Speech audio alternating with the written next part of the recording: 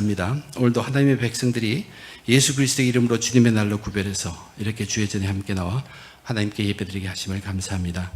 이 시간 하나님께서 주장하셔서 말씀이 온전히 역사하도록 인도하여 주시옵소서. 부족한 자 지켜주시고 하나님의 뜻만이 온전히 전해지도록 도와주시옵소서.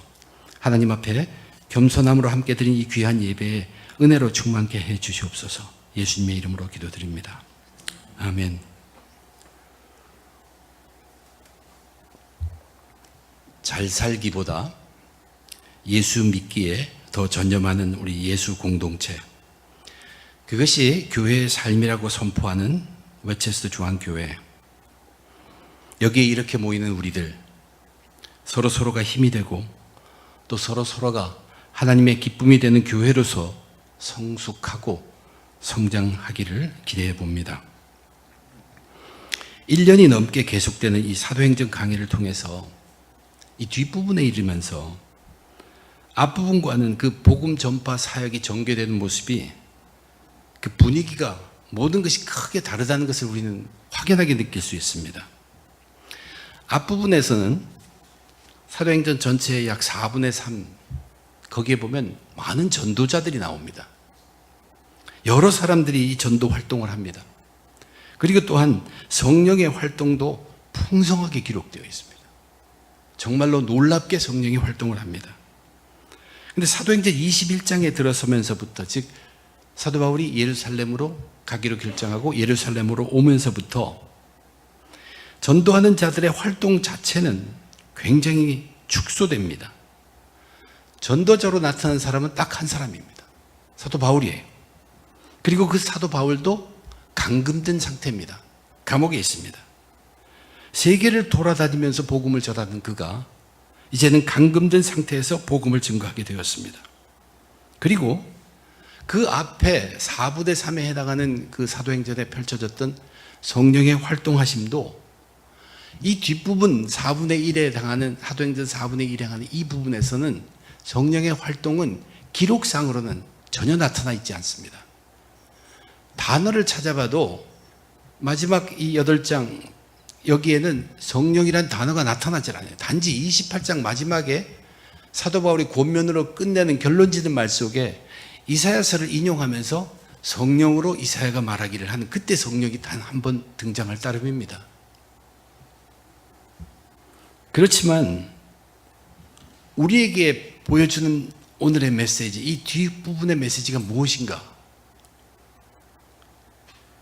그런 가운데서도 하나님은 여전히 그 앞에서나 뒤에서나 조금도 쉬지 않고 일을 이루시고 계시며, 성령도 그 앞에서 찬란하게 보이면서 일했던, 아니면 감옥에 있는 바울을 통해서 성령이 어떻게 일하시는 그 성령은 지금도 강하게 일하고 있고, 또한 복음 또한 더욱 살아서 활발하게 그때나 사도행전의 앞부분이나 뒤에나 일하고 있다는 것을 이 성경을 읽는 저와 여러분, 우리들에게 깨닫게 하고자 기록된 부분이 이 뒷부분입니다. 그것을 믿게 되면 우리는 오늘날 우리들이 살고 있는 이 세계, 이 땅, 이 모습, 이 상황 속에서도 지금 하나님은 뜻을 이루시고 계시고 성령은 동일하게 강력한 힘으로 일하시고 계시다는 것이고, 또한 복음, 하나님의 말씀은 그 자체 큰 힘을 가지고 지금도 일하고 계시다는 것을 우리는 믿게 됩니다. 그리고 믿음으로 우리는 그것을 체험하고 보게 되는 것입니다. 하나님과 성령과 예수 복음의 활동은 지금도 조금도 변함이 없다는 것을 우리는 깨우쳐야 합니다. 2년 동안 가이사랴에 있는 그 감옥에 갇혀 있으면서 벨릭스 총독 앞에서 말씀을 전했던 바울이 이제 새 총독 베스도를 만나게 됩니다. 베스도는 이제 자기가 치리해야 할 백성들이 유대 사람들이라는 것을 알고 그들의 중심지인 예루살렘을 부임한 지 사흘 만에 방문합니다. 자연스럽게 유대 지도자들, 대제사장과 그리고 유대인들 중에 높은 사람들을 만나게 됩니다. 근데 그때 유대인들은 그것을 기회로 삼습니다. 그래서 가이사랴에 감금되어 있는 바울을 예루살렘으로 옮겨줄 것을 부탁합니다. 그들의 속셈은 따로 있었어요. 그렇게 옮기는 가운데 2년 전에 그들이 시도했던 것처럼 바울을 매복했다가 암살하려고 하는 것입니다. 베스도는 지금 바울이 현재 가이사랴에 갇혀 있고 자기도 잠시 여기 와 있을 따름이고 자기는 곧 글로 돌아갈 것이니까 함께 거기 가서 재판을 하면 어떻겠느냐, 그렇게 제안합니다. 그래서 바울을 고소하는 유대 제자들과 이제 8일 또는 10일 후에 베스도가 가이사랴로 내려가서 함께 거기서 다시 2년 만에 바울을 재판하게 됩니다. 이렇게 재판이 시작되었지만 이번 재판에도 유대인들은 바울을 고소할 만한 분명한 증거들을 제시하지 못합니다. 이 2년 만에 다시 열린 이 재판에서 바울은 두 가지로 변론을 합니다. 자기는 유대법에도 죄를 범하지 않았고 가이사의 법에도 죄를 범하지 않았다고 분명히 얘기합니다. 그런데 이때 베스도는 그들의 정죄함을 듣고 바울의 변론을 들은 후에도 간단한 변론이었지만 이것이 결정을 내리기 굉장히 쉽지 않다는 것을 알게 되고, 기억나는 것은 유대인들이 지금 마음속에 이 법정을 가이사랴 여기가 아니라 예루살렘에서 하자는 것을 원하는 것을 알고 있습니다. 그래서 그 유대인들의 마음을 사려고 유대인들이 요구했던 것을 바울에게 물어봅니다. 혹시 바울이 예루살렘으로 가서 거기서 재판받기를 원하는지 물어본 것입니다. 물론 거기서 재판을 해도 로마 총독이 재판장입니다. 이 제안은 유대 지도자들은 어떻게 해서 그 제안을 내었는가? 속의 속셈이 다르죠. 바울을 죽이려고 하는 것이죠. 그 속셈이고, 또 베스도는 이 심판의 결론을 쉽게 내기가 어려우니까 그 유대인들의 마음을, 그들의 마음을 즐겁게 해주기 위해서 한번 말해본 것입니다. 그런데 이 순간이 정말로 중요한 순간입니다. 바로 이 순간에 우리 기독교 역사상에 굉장히 중요한 일이라고 할 수 있을 만한 그러한 중요한 일이 결정이 되어버립니다. 베스도의 그 질문에 바울이 답을 합니다. 지금 바울의 답을 보면 자기는 지난 2년 동안 로마 법정 형식의 그 법 앞에 서 있다는 얘기예요. 로마 법정에 서 있던 자료를 밝힙니다. 근데 그가 이 가이사랴의 법정에 서게 된 동기는 로마 시민이었음이 밝혀졌기 때문입니다. 지금 바울이 이러한 것들, 모든 것을 다 알고 얘기하는 것은 결코 아니에요. 예루살렘에 있을 때 자기를 구출해 준 천부장이 왜 유대인들이 바울을 저렇게 죽이려고 했는지 그 진실을 알아보고 싶어서 바울을 채찍질을 하려고 합니다. 고문하려고 한 것이에요. 그런데 로마법에 의하면 죄도 확정되어 있지 않는 사람을 고문으로 해서 그 죄를 알아내는 것은 불법이라는 것이에요. 그때 그래서 로마 시민이라는 것을 밝혔죠. 이 천부장은 바울이 로마 시민이라는 것을 알았고 그 다음에 거기에서 있었던 일이 예루살렘에서 바울을 죽이려는 음모가 있다는 것을 듣게 됩니다. 그래서 그 당시 총독으로 있던 벨릭스에게 편지를 씁니다. 이러이러해서 이 사람은 우리 로마 정부, 로마 시민이니까 거기에서 총독 앞에 보냅니다. 총독이요, 재판하여 주옵소서.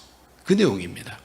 그렇게 해서 2년 동안 그 시스템에 왔고 이제 새 총독이 와서 자기가 그 앞에 섰다는 것, 그것을 이야기하고 있습니다.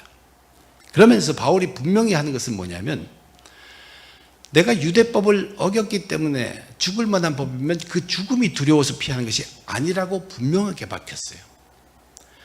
사도 바울은 자기 잘 살기 위해서 모든 것을 결정한 사람이 아니에요.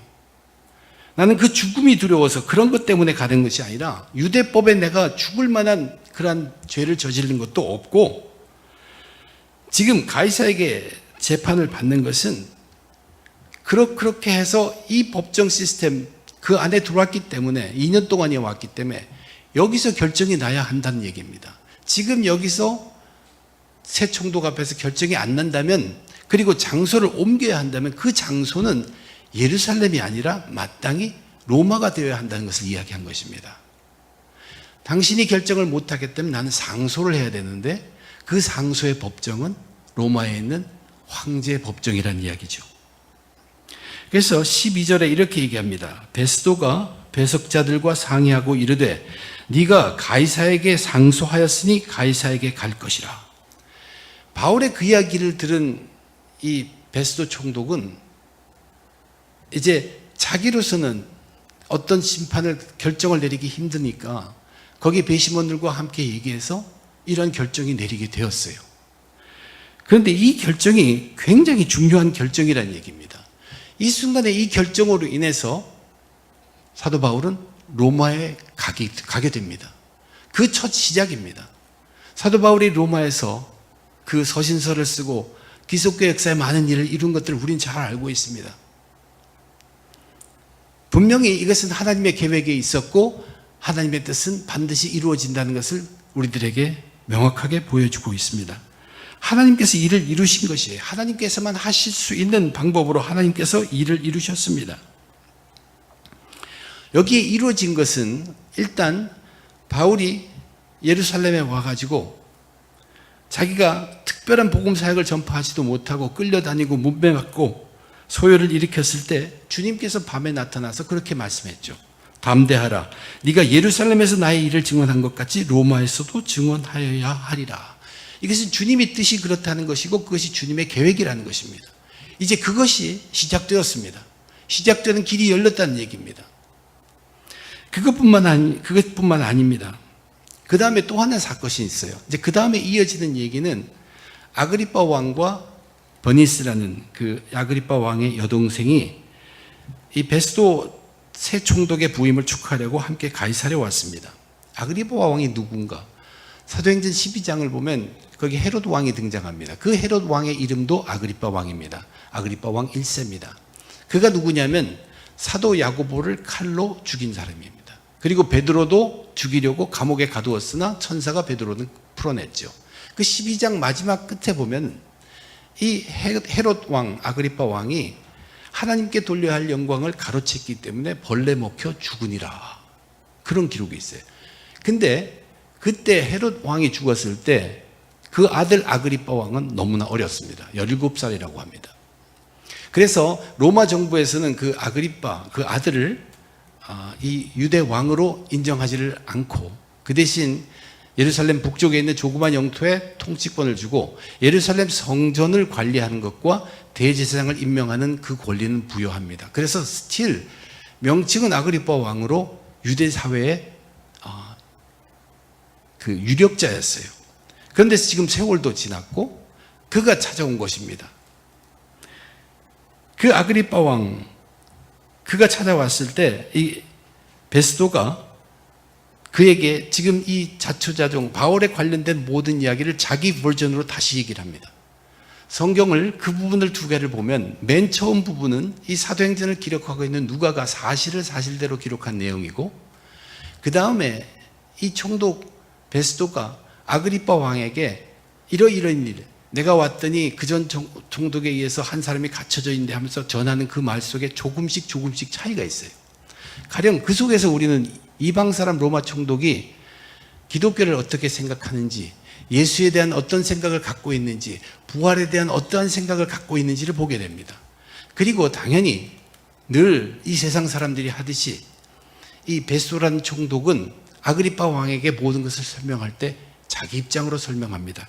그 중에 특별한 것이 21장에 나타나와 있는 이런 얘기입니다. 바울은 황제의 판결을 받도록 자기를 지켜주기를 호소함으로 내가 그를 가이사랴에까지 보내기까지 지켜두라 명하였노라.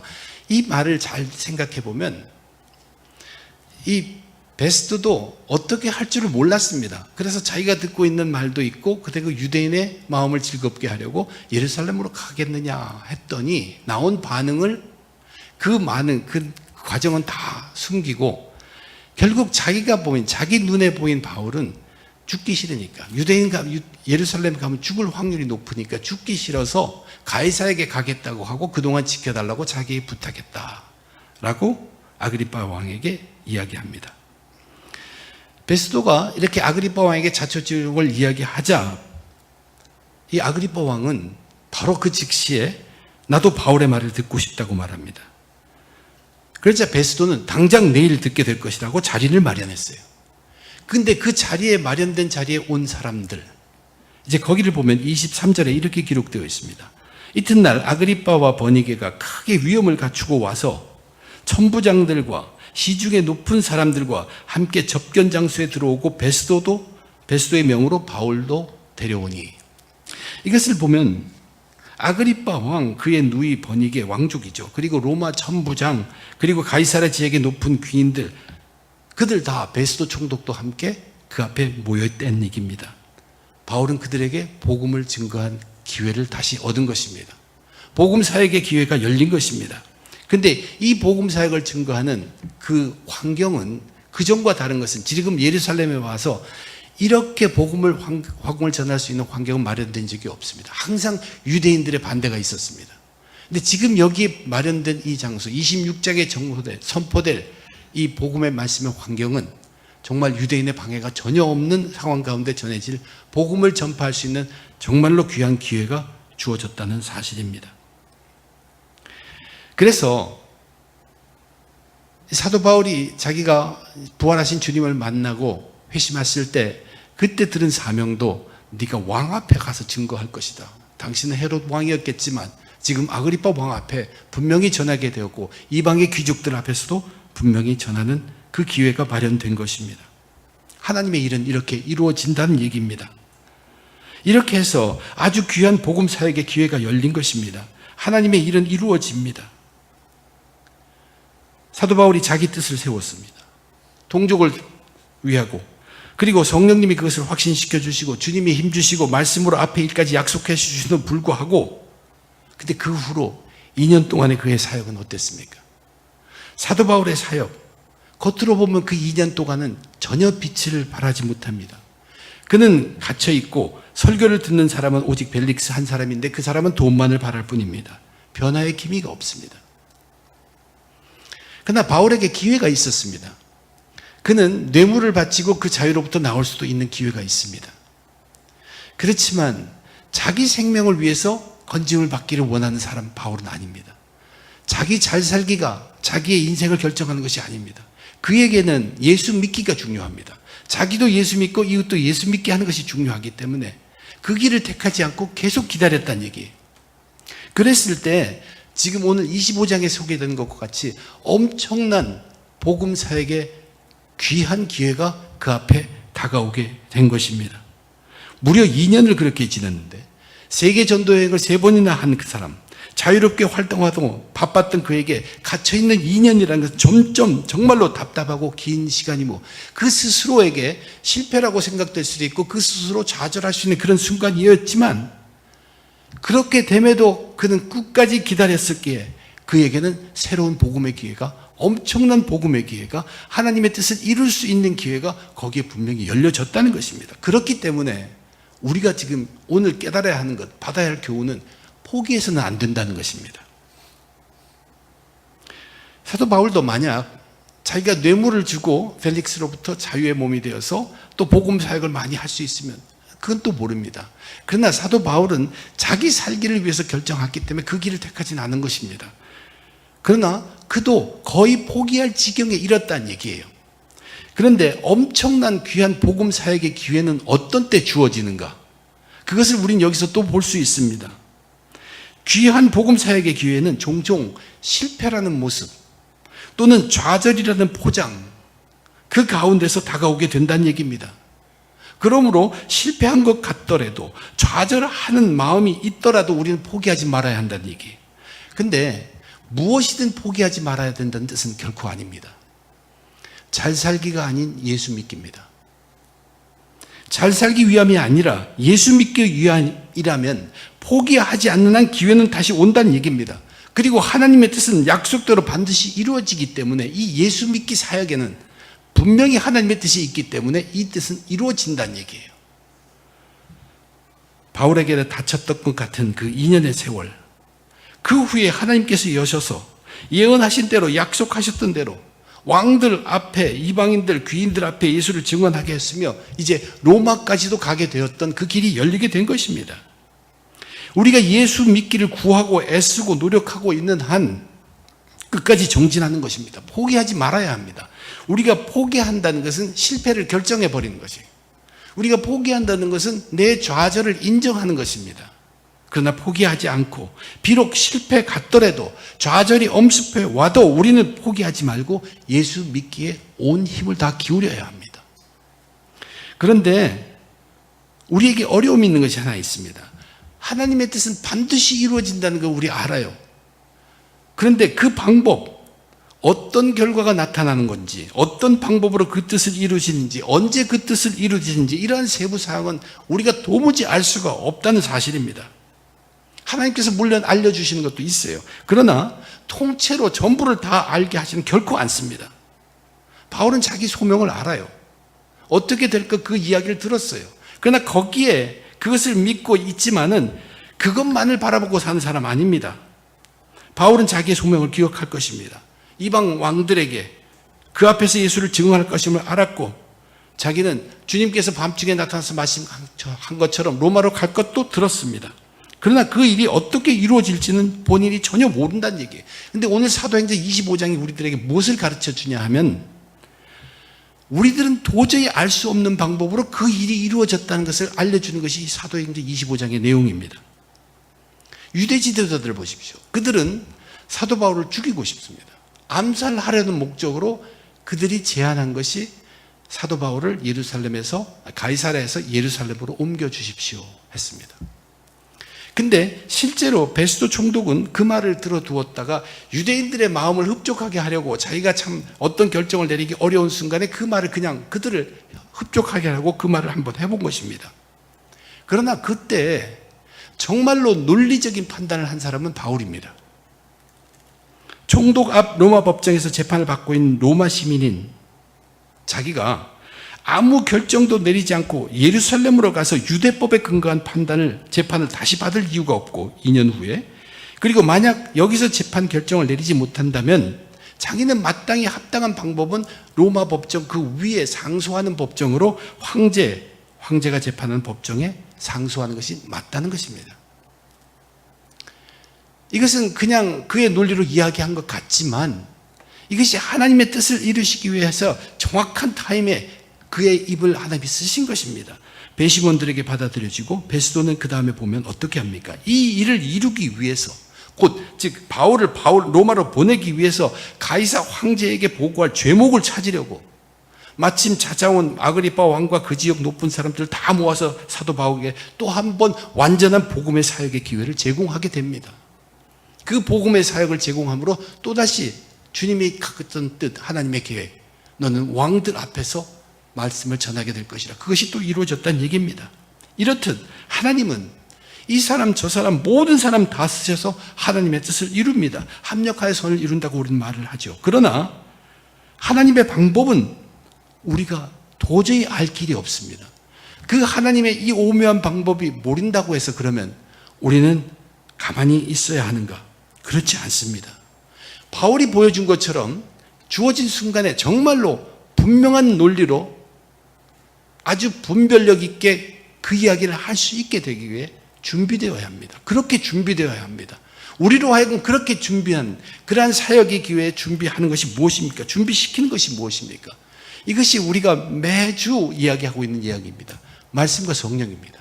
하나님의 말씀과 하나님의 영이 우리로 하여금 그렇게 준비시켜주는 것입니다. 하나님의 말씀이 내 안에서 어제보다 오늘 잘하고 있고, 또 내가 애쓰면서 영이 내 주인이 되도록 계속 노력하고 있을 때, 하나님의 순간이 다가왔을 때 우리는 바른 분별력으로 성령이 부으시는 그 말씀, 하나님의 말씀을 입으로 말하게 되고 의견으로 제시하게 되고 행동으로 실천하게 되는 것입니다. 바울이 펠릭스의 감금 상태에서 2년 동안 계속했던 게 뭡니까? 부도덕하고 돈에 눈이 먼 펠릭스에게 듣는 사람은 비록 오직 그 사람 한 사람이지만 의와 절제와 장차올 심판에 대해서 강론하였다고 되어 있습니다. 계속해서 말한 것입니다.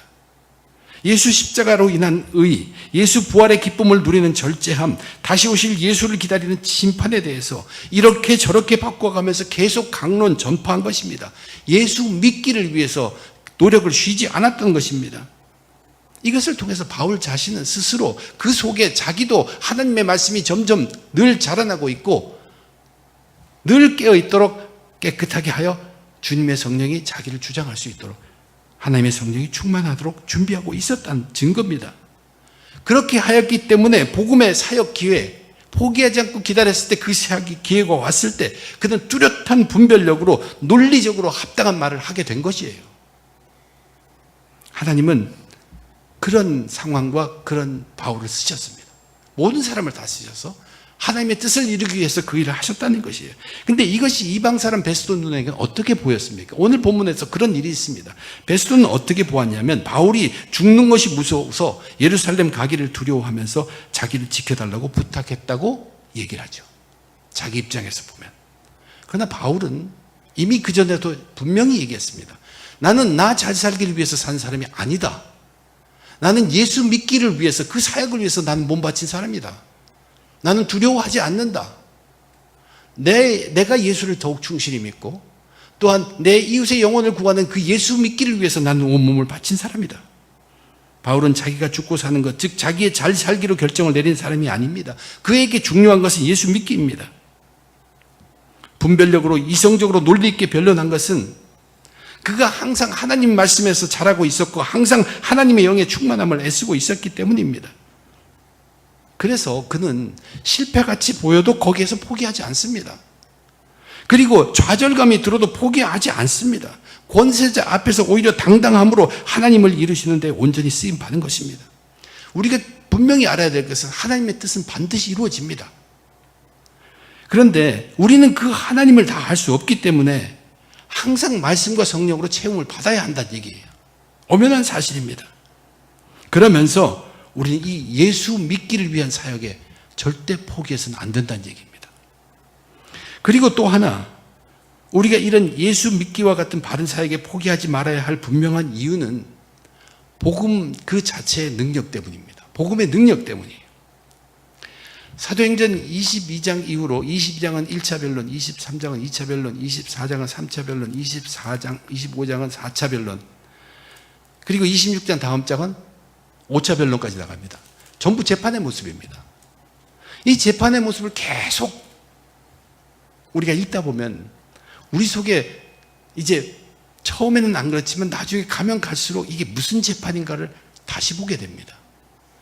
우리가 겉으로 보는 재판은 바울이 지금 재판당하고 있죠. 유대인들이 그를 고소하고 있고 권세자가 심판하고 있습니다. 그러나 계속 읽어보십시오. 재판을 받는 사람들은 바울이 전하는 복음의 진리를 듣는 모든 사람들입니다. 그리고 지금 심판하려고 재판하고 있는 사람은 살아계신 하나님입니다. 그들에게 증거된 그 앞에 있는 진리는 복음입니다. 복음 자체가 그들을 고소하고 있는 것이에요. 너희들이 이 바울의 입에서 나오는 변명이라고 나오는 그 진리의 복음의 말씀을 천부장이 어떻게 들었는가, 총독은 어떻게 받아들인가, 그것에 따라서 그들의 영원한 미래가 결정되는 순간입니다. 우리는 재판의 모습을 보지만 이 속에서 우리가 보는 눈은 하나님이 재판하고 있는 그 재판의 모습이에요. 거기에 변치 않고 있는 진리, 기준은 뭐냐면 복음의 말씀입니다.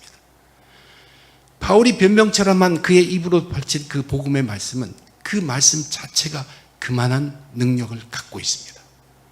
그렇기 때문에 오늘날 우리들도 그 복음이라는 것, 예수가 그리스도라는 것, 그것을 전파하는 데는 우리는 반드시 이루어진다는 걸 믿고 우리가 말씀과 성령으로 준비되어 있는 한 포기하지 않는 것이고 당당한 것이고 우리는 그것을 분명히 강하게 주장할 수 있어야 한다는 얘기입니다. 천부장 루시아도, 총독 벨리스도, 총독 베스도도, 아그리빠 왕도 바울을 고발하고 있는 이 유대 지도자들도 예수를 믿어야 할 사람들입니다. 세상은 실패라고 해도 그렇게 보면 예수 믿기 사역은 항상 성공입니다. 세상은 비웃고 너 목숨이나 건지라고 해도 예수 믿기 사역은 항상 당당한 것입니다. 언제나 그랬지만 저는 어떤 의도를 가지고 하나님 말씀을 선포한 사람이 아닙니다. 저희에게 주어진 그 하나님 말씀 갖고 기도하고 묵상하는데 주시는 은혜로 전합니다. 그러나 사도행전을 계속 강의하는 가운데 2019년 연말과 2020년에 들어서면서 제게 다가오는 은혜는 계속적으로 이 잘 살기와 예수 믿기의 분별입니다. 우리가 잘 살기에 중점을 두면 예수 믿기는 핑계까지 뱉게 되지 않습니다. 흐려져 버립니다. 더욱 우리가 해야 될 것은 잘 살기를 포기하되 예수 믿기에 충실하면 잘 살기는 하나님이 주시면 따라오는 것입니다. 우리는 그런 면에서 세상적인 잘 살기지만 이 잘 살기를 포기해야 합니다. 그리고 예수 믿기에 전념해야 합니다. 그런 면으로 이 사도행전 전체를 한번 생각해 보세요. 사도행전 그 앞부분에 성령이 충만하고 많은 전도사들이 나타나고 거기에도 중심은 전부 예수 믿기였습니다. 거기에 그들이 잘 살기의 표시는 아무것도 없어요. 오직 예수 믿기입니다. 그리고 이 예수 믿기 사역을 펼친 자들은 오히려 계속 핍박을 당합니다. 도망을 가야 했고. 그리고 후반부에 우리가 보고 있는 이 갇힌 자의 바울의 사역, 여전히 예수 믿기의 사역에 중심을 두고 있다는 얘기입니다. 겉으로 황창 드러난 그 찬란하게 드러나는 성령의 역사, 그것보다 이제 말씀과 함께 성령으로 준비된 바울, 그리고 성령이 이끄시는 그 주의 모든 환경들, 어떤 경우도 굴하지 않고 예수 믿기 사역에 충실한 것들, 이런 것을 보여준 것입니다.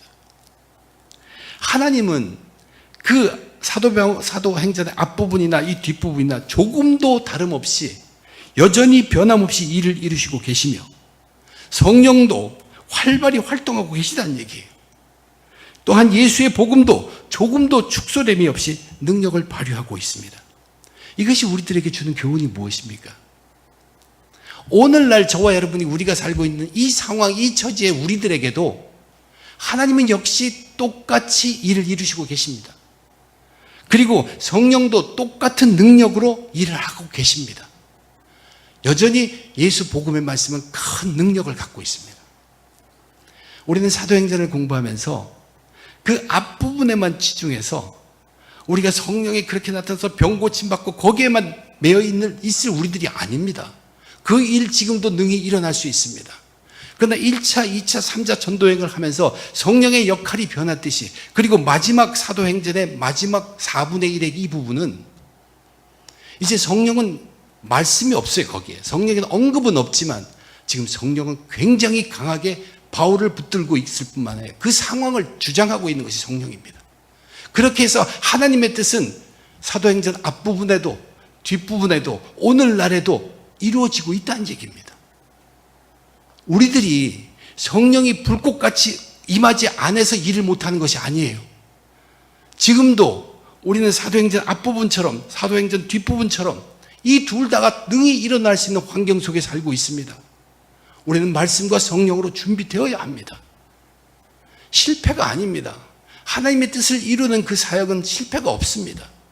그러나 주님이 주신 사역의 기회에, 아주 귀한 기회에 하나님의 뜻을 이루고자 하는 그 기회에게 주어졌을 때 우리가 온전히 쓰임받기 위해서는 말씀과 성령으로 준비되어야 한다는 얘기예요. 그리고 우리는 복음의 능력을 믿는 사람입니다. 이 복음에 하나님의 말씀과 성령이 함께한 그 복음의 능력을 믿기 때문에 우리는 늘 당당한 것입니다. 실패는 없습니다. 우리는 끝까지 가는 것입니다. 저와 여러분 살고 있는 삶 가운데도 하나님은 여전히 변함없이 일을 이루시고 계시고 성령도 활발히 활동하고 계시고 예수 복음도 조금도 축소됨이 없이 능력을 발휘하고 있습니다. 우리는 예수 믿기 사역을 위해서 어떤 상황에도 포기하지 말아야 합니다. 이것은 교회의 의무이기도 합니다. 예수 믿기는 하나님의 뜻으로서 하나님이 반드시 결실을 이루시기 때문입니다. 그러기 위해 우리의 몫은 빈틈없이 말씀이 자라나게 하고 성령이 충만하도록 애쓰며 준비되어 있어야 합니다. 그리고 말씀과 성령이 이루시는 그 복음 자체의 능력이 있기 때문에 우리는 포기하지 않고 당당하게 끝까지 이 예수 믿기 사역에 정진하는 것입니다. 포기하지 않고 말씀과 성령에 의지하고 강건한 영혼으로 끝까지 승리하시는 저와 여러분 되시길 주님의 이름으로 축원드립니다. 기도하겠습니다. 하나님, 오늘을 살면서 우리는 왜 이렇게 무기력하나 생각해 보게 됩니다. 그리스도인들이 너무나 힘이 없어 보이기도 합니다. 그러나 우리는 분명히 알아야 합니다. 하나님의 뜻은 지금도 사도행전의 앞부분과 똑같이 이루어지고 있고 그 뜻은 우리들에게 알려지고 있으며 이루어지고 있다는 사실, 불같이 바람같이 크게 일했던 성령도 지금도 동일한 힘으로 우리의 각자의 마음속에 우리 사람 그 상황 가운데 강하게 일하고 있다는 것은 분명하다는 것을 우리 성경이 우리를 보여주고 있습니다. 그때나 지금이나 복음은 힘이 있습니다. 복음을 맡은 자, 구원받은 자들입니다. 우리들은 이 예수 믿기 사역에 끝까지 전진해야 합니다. 실패란 없습니다. 포기란 없습니다. 비록 좌절에 빠질지라도, 좌절감이 들을지라도 우리는 전진하는 것입니다. 포기하지 않고 전진하는 것입니다. 그렇지만 우리는 항상 말씀과 성령으로 준비되어야 합니다. 주여, 2020년도도 우리 웨체스 중앙교회 축복하시고 그 축복이 하나님 안에서의 온전한 강건한 영혼을 세우는, 우리의 영혼이 죽은 자가 살아나고 시든 영혼들이 싱싱하게 살아난 그러한 사역이 계속되도록 축복해 주시옵소서.